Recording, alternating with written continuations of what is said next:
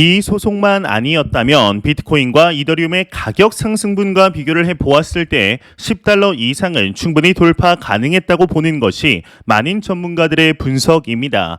이는 개인적으로도 동의하는 바인데요. 가격이 전고점 근처에도 가지 않았음에도 메이저 탑10 안을 유지하고 있다는 것 자체가 참 놀랍죠. 그렇게 가격적인 측면에서 욕을 먹고 있음에도 핵심 기술에 대해서는 그 누구도 욕을 할 수가 없으며 이는 커뮤니티가 탄탄하다는 것을 보여주는 증거입니다. 구독과 좋아요, 알림 설정 부탁드립니다. 안녕하십니까. 암호화폐 정보를 전달해 드리는 닥터 비트맨입니다. 최근 지속이 되고 있는 리플과 SEC 간의 미등록 증권의 소송의 방향성이 핵심 쟁점을 향해 치닫고 있는 것이 사실입니다. 이 소송의 경우는 암호화폐 시장의 가상자산 시장의 명운을 쥐고 있다고 해도 과언이 아닌데 증권거래위원회 주요 인사의 발언 공개 여부에 맞춰서 법원이 판결을 내릴 것으로 보이며 크립토 마켓의 증권성 범위도 윤곽을 드러낼 전망이죠. 전 SEC 기업 금융국 국장인 윌리엄 힌먼 국장의 연설 내용이 조만간 공개가 될 것으로 보이고 있습니다. 이는 리플 소송을 맡고 있는 사라 넷번 판사가 SEC에 이메일을 공개하라는 명령에 SEC가 제기한 항소의 결과인데 이제 리플 커뮤니티의 변호사 제레미 호건의 경우는 다가오는 9월에서 10월 판결이 나올 것으로 예상을 하는 중입니다. 다만 원고인 미 SEC가 계속해서 소송을 지연시켜 판결이 늦어질 가능성도 배제할 수 없는 상황이죠. XRP의 개발사인 리플사와 SEC의 소송은 지난 2020년 12월부터 시작을 하였는데요. SEC는 리플사의 자체 코인인 미등록 증권으로 판단을 하게 되었습니다. 이제 리플사가 증권 신고서를 제출하지 않고 총 $13억, 하나 약 1조 4천억 원을 달하는 XRP를 유통시켰다며 현행법 위반을 이유로 소송을 제기하였는데 미국 대법원의 하위 테스트에 따르면 지금 투자가 이루어져 있는지 그 자금이 공동사업에 투자가 되는지 투자에 따른 이익을 기대할 수 있는지 그 이익은 제3자의 노력으로 발생되는지에 따라 증권인지 아닌지를 판단하게 됩니다. 현재 양측은 이 중 제3자의 노력으로 수익이 발생을 하는지를 두고 법적 공방을 벌이고 있는 상태인데 이 리플사의 경우는 XRP가 탈중앙화되어 있어 증권이 아닌 상품이라고 반박을 하고 있죠. 이 같은 주장의 근거가 바로 윌리엄 힌먼의 연설 내용이 담긴 이메일인데요. 힌먼은 지난 2018년 이더리움이 탈중앙화 구조를 바탕으로 거래되어 증권에 해당하지 않는다고 주장을 하였습니다. 이제 사진을 보시면 알겠지만 대한민국 기사에서도 버젓이 나와 있는 상태이죠. 이번 판결은 각국 금융당국이 증권성 범위를 가늠하는데 적지 않은 영향을 미칠 전망인데요. 대한민국의 금융위원회에서는 리플사와 SEC의 소송 결과에 따라 우리 가상자산 정책도 지금과 다르게 가져가야 할 수 있다라고 말한 만큼 이번 소송에 상당히 많은 것이 달려 있다는 것을 알 수 있었습니다. 이뿐만 아니라 얼마 전 SEC에서 9종의 코인에 관하여 증권이라는 결론을 내었었는데 이에 따라 대한민국의 대표 거래소 업비트와 비썸 등 5개의 거래소의 경우는 이에 대해서 모니터링하며 증권성 여부를 검토하겠다 이렇게 밝힌 바 있었습니다. 현재 일각에서는 SEC가 밥그릇 싸움을 하는 것이 아니냐라는 지적을 내놓았었는데요. 증권성 범위가 넓어지면 SEC가 가상자산 관할권을 확보할 수 있다는 이유에서였죠. 반면 가상자산의 증권성 범위가 좁아지게 되면 CFTC의 관할이 확대가 되게 되는데 미 SEC의 위원장 게리 갠슬러의 경우는 지난달 CNBC와의 인터뷰에서 비트코인은 주요 가상자산 가운데 증권이 아닌 상품으로 불리울 수 있는 유일한 가상자산이라고 주장하기도 하였습니다. 이어서 향후 상품선물거래위원회 CFTC가 비트코인 감독에 적극적인 역할을 할 것이라고 말하였는데 업계는 힌먼의 연설 내용이 공개될 경우 소송이 리플사에게 유리하게 전개될 것으로 예상하고 있습니다. 힌먼의 증언이 공개가 된다면 리플사에게 유리하겠지만 법원이 행정 절차 영향을 본 부분으로 이제 삭제할 수도 있다고 결정한 것이 알려졌는데요. 힘먼의 연설이 공개가 되게 된다면 어느 정도 이제 공개가 되느냐에 따라 임팩트 또한 갈릴 것으로 보이고 있습니다. 최근 SEC가 크립토 마켓에 보여준 모습들을 생각해 보게 되면 암호화폐 시장에 대해서 투자자 보호라는 명목하에 지켜주고 있는 듯 보이지만 실상은 암호화폐 기업, 블록체인 기업들에게 꼬투리를 잡으며 소송을 거는 마치 깡패 같은 모습을 보여주고 있는데요. 이는 최근 이루어진 코인베이스 관련 SEC의 소송을 보면 충분히 알 수가 있습니다. 이제 그저 내부자 거래로 시작된 이 소송이 갑자기 미등록 증권 판매 소송으로 바뀐 것을 보며 코인베이스 관계자뿐만 아니라 이를 지켜보던 암호화폐 관련 사업자들 또한 혀를 내두르게 되었는데요. 이에 현재 미 의회 또한 SEC가 아닌 CFTC로 힘이 실리고 있는 모습입니다. 암호화폐 시장의 우호적인 미국의 상원 의원이죠. 신시아 루미스 의원의 경우는 지난 6월 CFTC의 권한을 확대하는 가상자산 규제 법안을 내놓은 바 있었습니다. 이는 대부분의 가상자산이 증권보다는 상품과 유사하다라는 판단에서인데 전문가들은 가상자산이 상품으로 분류되어 CFTC 관할에 속하는 게 이제 시장에 유리하다라고 판단을 하고 있죠. 현 CFTC의 의장 로스틴 베넘의 경우는 파이낸셜 타임스와의 인터뷰에서 상품 자격을 갖춘 가상자산이 수천 개는 아니더라도 수십 개는 될 것이라며 CFTC가 가상자산을 규제하는 것이 우리들에게는 자연스러운 일이라는 언급을 하였습니다.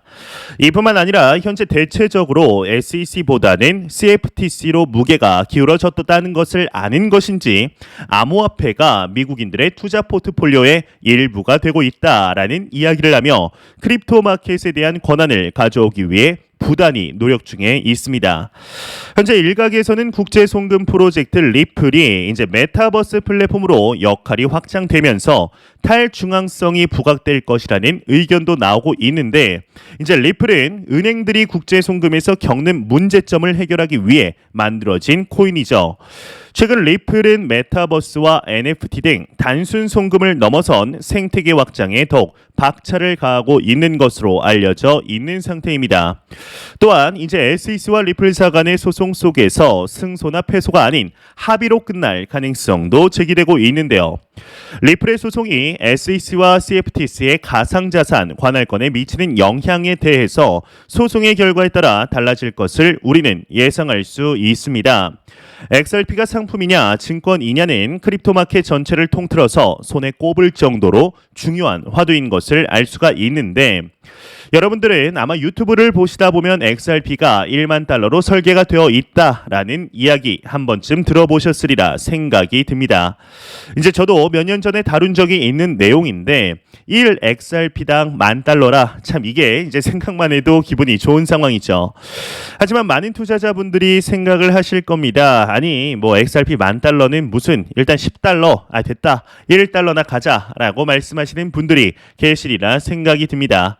이게 또 충분히 이해가 안 가는 것도 아닙니다. 리또속 소리를 좀 그만 듣고 싶은데 이게 참 뭐하는 건가 싶으실 수 있습니다. 일단 XRP가 10,000달러에 도달한다는 근거를 아주 간략하게 요약을 하자면 이제 리플사의 공동 창업자이죠. 아서 브리토가 이야기를 한 문장에서 시작을 합니다. XRP는 75억 명의 사람들을 수용할 수 있도록 확장 가능해야 한다라는 문장에서부터 시작을 하게 되는데요. 또한 미국의 엄청난 규모의 부채를 XRP를 통해 갚을 것이며 리플사가 블록체인 기업 최초로 ISO 20022에 합류를 하였기 때문에 이를 뒷받침한다는 것인데 ISO 20022 안에 멤버를 보게 되면 뭐 유럽중앙은행이나 스위프트, 마스터카드 등이 포함되어 있어서 이제 정말 XRP가 세계 준비 통화가 되는구나 싶은 느낌이 들 수 있습니다. 하지만 이러한 일련의 과정들을 보며 그리고 현실의 XRP의 가격을 보며 좌절하는 투자자분들 또한 계시리라 생각이 드는데요. 이제 XRP 10,000달러 참 상징적인 단어이죠. 이전에는 XRP가 589달러까지 한순간에 치솟을 것이라는 이야기들 또한 나왔었습니다. 이제 조금 더 올라가면 추억의 이름이죠. 이 베어러블 가이라는 인물이 수수께끼를 내면서 곧 XRP의 가격이 폭발할 것이라는 것 것을 암시하며 상당한 화제가 되었었죠. 이제 정말 이렇게만 된다면 너무나 좋겠지만 이제 지금 당장 $10,000, $589를 바라보기에는 다소 무리가 있어 보이는 것이 사실입니다. 이제 저 또한 XRP를 홀딩하는 홀더로서 기술력과 장래를 바라보며 상당히 긍정적으로 평가는 하지만 $10,000에 도달한다는 것은 정말 XRP를 지구상의 모든 사람들이 화폐 대신에 사용하지 않는 이상은 힘들 것으로 보이고 있습니다. 이것이 이제 XRP의 성장성을 의심한다는 말은 절대 아니라는 사실 참고 부탁드리며 과거부터 XRP 투자자 분들에게는 기회비용이라는 생각이 머릿속을 맴돌 수밖에 없는 것 같습니다. 이제 다들 상승하던 2021년 작년 불장 당시에도 우리 애증의 코인 XRP의 경우는 제대로 된 상승을 전혀 보여주지 못하였죠. 이제 물론 300원대에서 머물던 XRP가 한때 2,000원을 넘기기도 했으니 몇 배가 올랐다고 할 수 있겠지만 지난 2017년 당시의 상승을 기대했던 이들은 아마도 $10는 충분히 넘기리라 기대하셨을 것 같은데요. 지난 2020년 12월 당시 플레어 네트워크의 출범으로 기대감이 고조되던 때에 미국의 증권거래위원회이죠. SEC가 보기 좋게 소송을 걸어왔습니다. 리플이 미등록 증권을 팔았다며 XRP가 증권이다라고 주장을 하게 되는데 하지만 작년과 현재까지 진행 중인 소송을 보고 있노라면 결국 SEC의 목적은 XRP의 발목을 잡는 것이 아니었나 싶은 합리적인 의심이 들게 됩니다. 실제로 작년 무엇인가 결론이 날 것이라 생각한 투자자분들은 많은 실망을 하셨을 것입니다. 이제 길어봐야 1년 안에 끝날 것으로 예상이 되었지만 장기화될 것만 같은 두려움이 조금씩 퍼지고 있는데요. 만약 이 소송이 합의에 이르렀다면 이제 조금 더 빨리 끝났을 수도 있습니다. 하지만 리플사의 CEO이죠. 이 브래드 갈링 하우스의 경우는 그럴 생각이 전혀 없어 보이는데요. 현재 리플사는 암호화폐 전체를 대변해서 싸우고 있는 듯한 모습을 보여주고 있습니다. 좀 말이 좀 안 꼬였으면 좋겠는데, 네, 무튼 물론 현재 방영이 무슨 생각으로 이러는 것인지 알 수 있겠는데요. 이게 또 되도 않게 합의를 한다면 똑같은 문제로 다시 한번 발목이 잡힐 수 있기 때문에 라는 것은 알 수 있겠지만 XRP 투자자 입장에서 본다면 일단 빨리 합의에 이르러서 어떻게든 가격을 더 강하게 견인해 주기를 바라는 투자자들의 수도 적지 않은 상태이죠. 이 브래드 갈링 하우스가 한편으로는 조금은 원망스러운 투자자들도 분명히 계실 것입니다. 이 리플사의 경우는 작년이죠. 매년 개최하는 연례 행사인 스웰 컨퍼런스를 통해 자체 거래소를 만들고 XRP 레저 기반의 다양한 생태계를 육성하겠다라는 청사진을 발표하였었습니다. 실제로 XRP 레저 기반의 몇 가지 아웃풋들이 나오고 있는데 이에 결제를 할 수 있게 해주는 디앱도 나온 상태이죠. 다만 가장 근본이 되는 리플사의 핵심 기술에는 해외 송금에 있습니다. 리플사는 기본적으로 이 프로젝트의 핵심에 본인들이 있다고 주장을 하는 중인데요. 리플은 XRP를 통해 해외 송금이 5초 이내에 가능하다고 이야기를 하고 있습니다. 실제로 XRP 송금을 해본 투자자분들은 잘 아시리라 생각이 듭니다. 이제 얼마나 빠르게 진행이 되는지를 말이죠. 이것은 국내 한정이 아닌 국제 송금에서 또한 순식간에 전송이 가능한데 이러한 것은 머니그램의 예만 보더라도 알 수가 있습니다. SEC의 소송 전 리플의 주요 결제 솔루션인 ODL을 통해서 국제 송금 면에서 상당한 이점을 본 이후 소송이 제기가 되자 혹시나 본인들에게 불똥이 튀지는 않을까 바로 리플사를 손절하였지만 이미 암호화폐를 통한 솔루션의 이점을 맛보았기 때문에 XRP의 형제 코인이라고 불리는 이 스텔라 루멘과 파트너십을 다시 맺은 것을 본다면 기존 전통 금융과 비교하였을 때 이점이 얼마나 있었는가를 짐작해 볼 수 있지 않을까 싶습니다. 만약 이러한 리플의 솔루션에 달러 등 기존의 화폐를 전송할 수 있는 시스템이 갖추어진다면 수수료와 속도, 보안 모두를 잡을 수 있게 될 텐데요. 앞서 말씀을 드렸다시피 해외 송금에 XRP가 쓰이기 위해서는 ODL 솔루션이 필수적으로 필요하게 됩니다. 은행 간 송금을 할 때 그 내부에서는 ODL을 통해 XRP가 오갈 수 있게 되는 것인데 리플의 지난 3분기 보고서를 보게 되면 현재 SEC와의 소송에도 불구하고 ODL을 통한 수익이 급증한 것을 확인할 수가 있습니다. 이는 실제로 이용이 되고 있으며 이미 수익을 내고 있는 기업이 되었다라는 것이죠. 이게 뜬구름 잡는 프로젝트가 아니라는 뜻인데 수익을 내고 있고 계속해서 글로벌 은행과의 협업을 늘려가고 있는 중입니다. 리플처럼 기존의 금융권과 적극적으로 파트너십을 맺고 있는 블록체인 기업은 아마 거의 없지 않을까 싶은데요.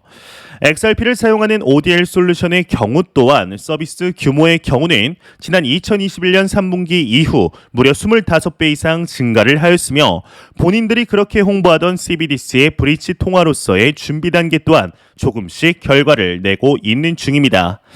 참 애증과 계력이 모두 섞인 코인 XRP, 현재 SEC와의 소송으로 가격에 눌림이 있는 상태이지만 그럼에도 불구하고 참 사업 확장을 지속적으로 잘하고 있는데 이 소송만 아니었다면 비트코인과 이더리움의 가격 상승분과 비교해 보았을 때 $10 이상은 충분히 돌파 가능했다고 보는 것이 많은 전문가들의 분석입니다.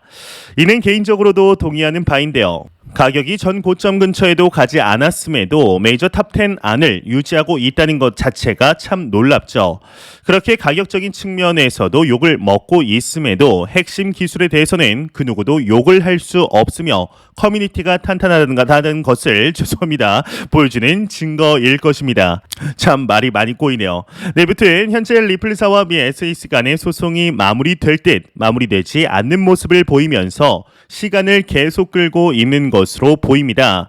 현재 매크로적인 요인들로 쉽지 않은 상황들이 펼쳐지고 있지만 암호화폐 시장이 전반적으로 성장 및 확장되어갈 시그널들이 무수히 많이 나오고 있는 상태인데요. 특히나 그 중에서도 많은 투자자들에게 피눈물을 흘리게 해준 XRP인 만큼 소송이 마무리되게 될 때 그 어떠한 코인보다 높게 상승하는 모습을 보여주길 진심으로 바래 보도록 하겠습니다. 제가 준비해온 소식은 여기까지입니다. 영상이 도움이 되셨다면 구독과 좋아요 그리고 광고 한 편만 처음부터 끝까지 시청 부탁드립니다. 이 채널은 오직 광고 수익으로 운영이 되게 됩니다. 항상 영상 시청해 주시는 시청자분들, 구독자분들 너무나 감사드립니다. 오늘 하루도 남은 시간 행복하게 보내시길 바라면서 저는 더욱 도움이 되는 영상으로 찾아뵙도록 하겠습니다. 지금까지 닥터 비트맨이었습니다. 감사합니다.